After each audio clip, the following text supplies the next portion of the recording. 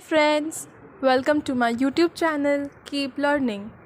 आज हम लोग पढ़ने वाले हैं एक पोएम जिसका नाम है एन इंट्रोडक्शन बाय कमला दास। ये एक ऑटोबायोग्राफिकल पोएम है। इस पोएम में दिखाया गया है एक मेल डोमिनेंट सोसाइटी कि किस तरह से यहाँ पर फीमेल लोग को मेल के अगेंस्ट डोमिनेट किया जाता है, एक लड़की और एक लड़के में भेदभाव किया जाता है, कैसे एक लड़की को अपने शादी के बाद सिर्फ अपने हस्बैंड का ही बात सुनना पड़ता है, और ये भी दिखाया गया है कि कैसे इंडियन सोसाइटी में एक लड़की के ऊपर बहुत सारे रिस्ट्रिक्शंस लगाए जाते हैं। तब हम बात करते हैं पोएम के फर्स्ट स्टैंजा की। इसमें पोएट बोलती है कि I don't know politics but I know the names of those in power. तो इसमें पोएट क्या बोलती है कि उन्हें पॉलिटिक्स के बारे में कुछ भी नहीं पता है, लेकिन मुझे उनके नाम पता है जो भी पावर में है। तो इस लाइन से हमें ये भी पता चलता है कि उन टाइम में बहुत ही गिने चुने पॉलिटिकल लीडर्स हुआ करते थे, क्योंकि नेक्स्ट लाइन में पोएट ये भी कहती है कि and can repeat them like days of week और names of months beginning with Nehru. तो वो इस लाइन से ये कहना चाहती है कि जब नेहरू थे पॉलिटिक्स में, वो उस टाइम से लेके उन सारे पॉलिटिकल लीडर्स का नाम वो बता सकती है जैसे कि वो कोई वीक्स, मंथ या ईयर का नाम बता रही हो। तो इससे हमें पता चलता है कि उस टाइम बहुत ही कम पॉलिटिकल लीडर्स हुआ करते थे जिसके नाम हम लोग डेज ऑफ द वीक्स की तरह बोल सकते हैं, मंथ्स के नाम के तौर पे बोल सकते हैं। इसका मतलब यही है कि हमें उनके नाम बहुत ही मुज़ुबानी याद रहते थे। इसका मतलब ये भी हो सकता है कि पॉलिटिकल लीडर्स कि एक ही पॉलिटिकल लीडर बहुत समय से पावर में है या फिर वो बार बार पावर में आ रहे हैं, इसीलिए इनके नाम इन्हें बहुत अच्छे से याद है। यहाँ पर एक आयरनी भी है। आयरनी यही है कि पोएट पहले ही कह देती है कि आई डोंट नो पॉलिटिक्स। अगर वो पॉलिटिक्स नहीं जानती है तो फिर उन्हें इतने पॉलिटिशियंस के नाम कैसे पता।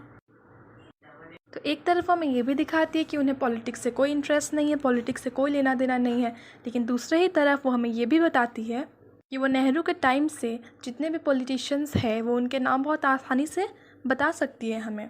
यही आयरनी है कि वो बोलती कुछ और है लेकिन मतलब कुछ और होता है।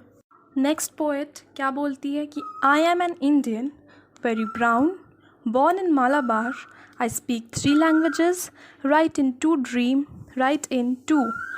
in 1।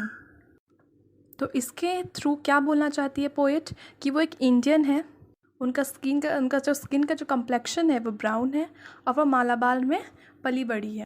मालाबार, अगर आपको पता है कि मालाबार आपका साउथ इंडिया में है, और ये बात तो सभी जानते हैं कि साउथ इंडियंस लोग का जो बॉडी का जो कम्प्लेक्शन होता है वो ब्राउन होता है। तो वही पोएट हमें ये भी बता रही है कि वो मालाबार में पली बड़ी है और उनका जो स्किन का कम्प्लेक्शन है वो ब्राउन कलर का है। और फिर नेक्स्ट लाइन में पोएट बोलती है कि आई स्पीक 3 लैंग्वेजेस, मतलब कि हम 3 भाषा में बोलते हैं।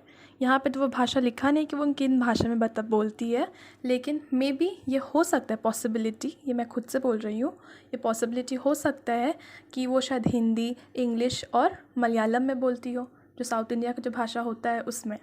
लेकिन उनका ड्रीम का जो लैंग्वेज है, उनका ड्रीम का लैंग्वेज सिर्फ एक ही है। और वो जब इंग्लिश में लिखती थी तब लोग उन्हें कहते थे कि आप इंग्लिश में मत लिखो। क्यों? क्योंकि इंग्लिश आपकी मदर टंग नहीं है। वो तो साउथ इंडियन की थी, तो उनकी मदर टंग तो साउथ इंडियन का जो लैंग्वेज होता है तमिल या मलयालम ये होगा। तो ये लोग उन्हें कहने लगे कि तुम इंग्लिश में मत लिखो क्योंकि तुम्हारा मदर टंग नहीं है, तुम्हारा मदर टंग जो है तुम उस लैंग्वेज में लिखो। तो वो इन सारे दलील को सुनते हुए कहती है कि आप लोग मुझे अकेला क्यों नहीं छोड़ देते। वो ये बोलती है क्रिटिक्स, सब फ्रेंड्स, जो भी उसके कज़न्स जो उनको विज़िट करते थे, उन सबको बोलती है कि आप लोग मुझे अकेला क्यों नहीं छोड़ देते हैं। फिर वो उन्हें बोलती है कि आप लोग क्यों मुझे कोई भी भाषा में बोलने के लिए नहीं देते। मैं उसी भाषा में बोलना चाहती हूँ जिसमें मेरा कंफर्ट है। ये तो ऑब्वियस सी बात है कि जिस लैंग्वेज में हमें कंफर्ट लगेगा हम उसी भाषा का प्रयोग करेंगे। अगर कोई भी हमें फोर्स करेगा या कोई भी टिप्पणी देगा कि नहीं इसमें बोलना चाहिए, इसमें लिखना चाहिए, तो किसी को भी बहुत ही इरिटेशन होता है। तो वैसे ही यहाँ पर पोएट को भी होता है और वो बोलती है कि हमें किसी भी भाषा में बोलने दो। तो वो क्या बोलती है कि मैं जिस भी भाषा में बोलती हूँ, जिस भी भाषा में लिखती हूँ, वो भाषा ही मेरी हो जाती है। नेक्स्ट पोएट बोलती है it is half English half Indian, funny perhaps but it is honest, it is as human as I am human, don't you see. तो यहाँ पर हमें क्या पता चलता है कि ये जो पोएट है ये अपनी जो भी राइटिंग्स है वो कैसे लिखती है, वो हाफ़ इंग्लिश में लिखती है, हाफ़ हिंदी में लिखती है। और लोगों को ये लैंग्वेज थोड़ा फ़नी लग सकता है कि बीच में हिंदी है, बीच में इंग्लिश है, लेकिन इसमें क्या बोला जा रहा है कि भले ही मेरा लैंग्वेज ऐसे आधा आधा है, लेकिन ये जैसा भी है बहुत ऑनेस्ट है। मेरे अंदर जो भी फीलिंग्स है, हम वही सारा फीलिंग्स को मेरे राइटिंग्स के थ्रू पोर्ट्रे कर सकते हैं। मेरे राइटिंग्स में कुछ बनावटी नहीं है, जो भी है मेरे सारे रियल फीलिंग्स है ये।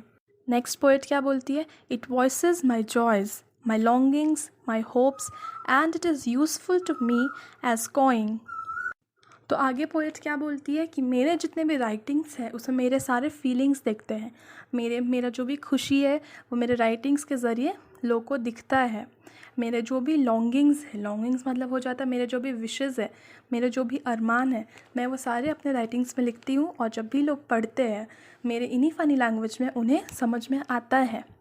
माई hopes and it is useful to me as cawing, और इन राइटिंग्स में लोगों को मेरा होप भी दिखता है। और मेरा ये जैसा भी लैंग्वेज है, ये फ़नी हो या कुछ भी हो, लेकिन मेरा लैंग्वेज मेरे लिए बहुत कंफर्टिंग है।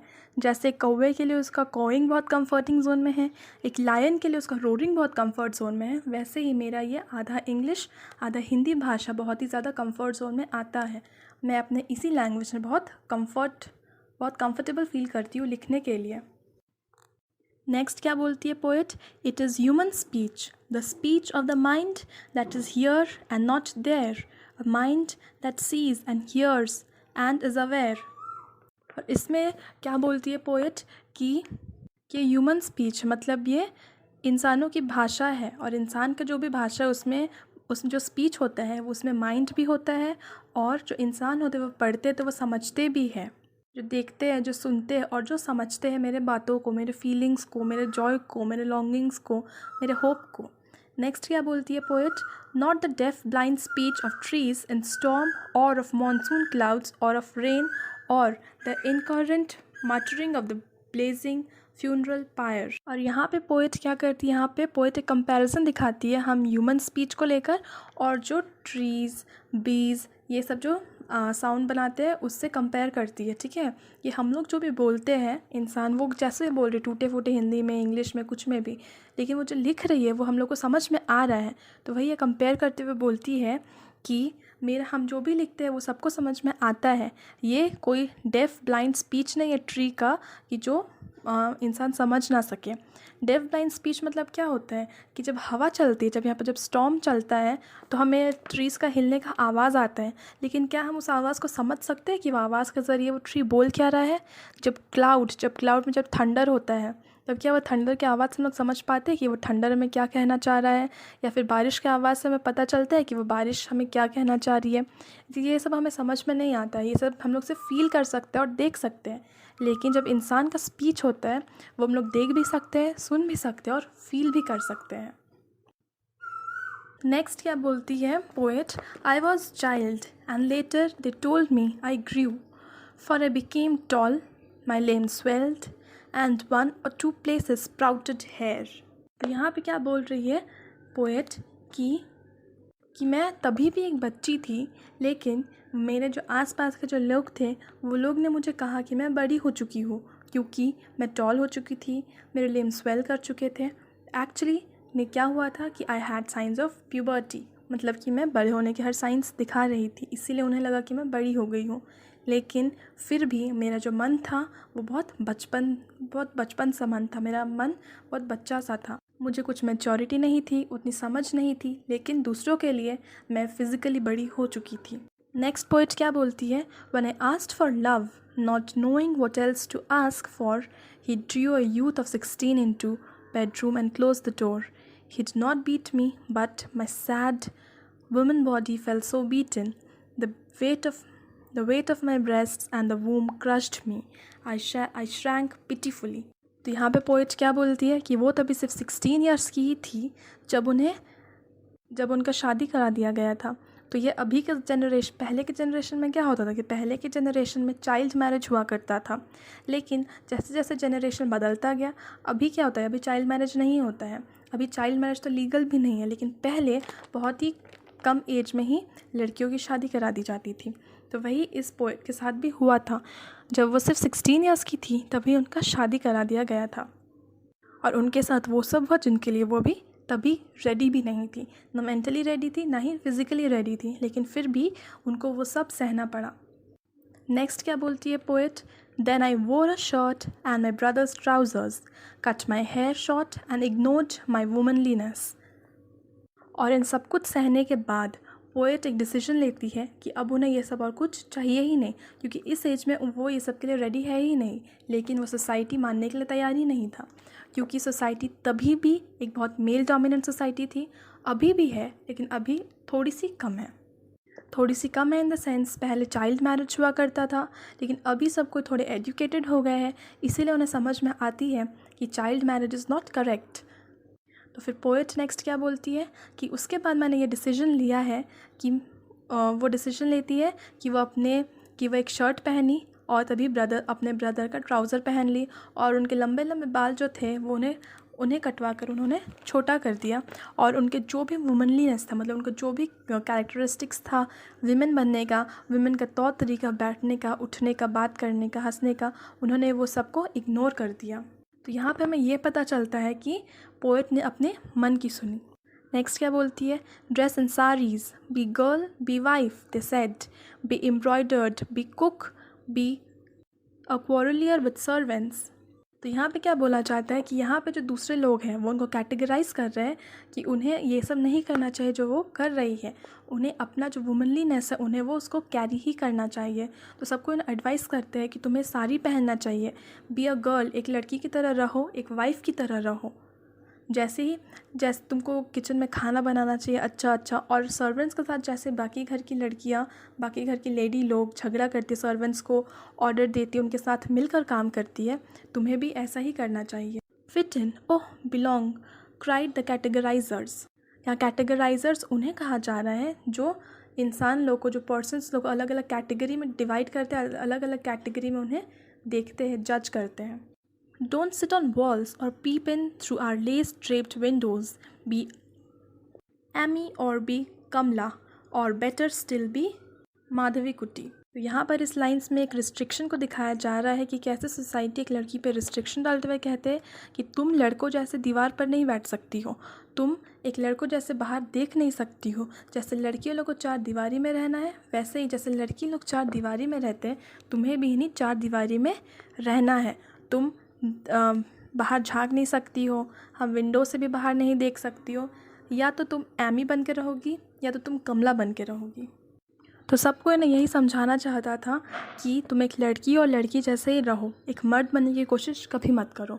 फिर नेक्स्ट क्या बोलती है poet, it is time to choose a name, a role, don't play pretending games. तो उन्हें यहाँ पे क्या सलाह दी जा रही है कि तुम्हें अब अपने लिए कोई एक रोल तो चूज़ करना ही पड़ेगा, या तो एक लड़की का रोल या एक वाइफ का रोल, और ये बचकानी हरकत या बचकानी खेल खेलना बंद करो। प्रिटेंडिंग मतलब नाटक करना। डोंट प्ले एट स्किज़ोफ्रेनिया और बी अ निम्फो। इस लाइन का यही मतलब है कि डोंट एक्ट मैड, मतलब कि तुम पागल वाला हरकत मत करो। एक तरह से वो लोग उन्हें समझाना चाहते थे कि वो ये सब करके अपना पूरा लाइफ बर्बाद कर रही है, क्योंकि उस टाइम सबका मानना क्या था कि उस टाइम सबका यही मानना था कि एक लड़की को अपना पूरा लाइफ रहने के लिए किसी न किसी मैन, किसी न किसी लड़के का सहारा लेना ही पड़ता है, वरना एक लड़की अपना पूरा ज़िंदगी अकेले कैसे गुजारेगी। Don't cry embarrassingly loud when jilted in love, I met a man, loved him, call him not by any name, he is every man who wants a woman just as I am every woman who seeks love। तो यहाँ पर वो ये बोलना चाहती है कि वहाँ पर सब बोल रहे हैं कि जब भी कोई लड़की को अपने प्यार में धोखा मिलता है तो उन्हें यही कहा जाता है कि ज़ोर ज़ोर से मत रो।